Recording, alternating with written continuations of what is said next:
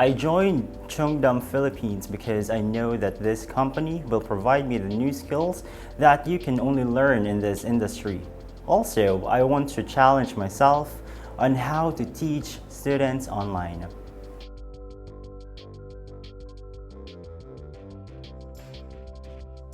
Actually, there's a lot, but the most enjoyable thing as an ESL tutor is when students want to share what happened to their days, their lives, family, and even about their love life.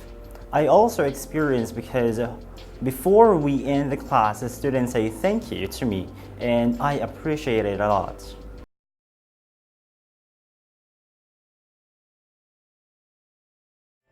This is a tough, challenging job. You need to be dedicated. You will encounter a lot of beginners that are willing to learn. You just need to be patient and dynamic in order to cater the students' needs and wants.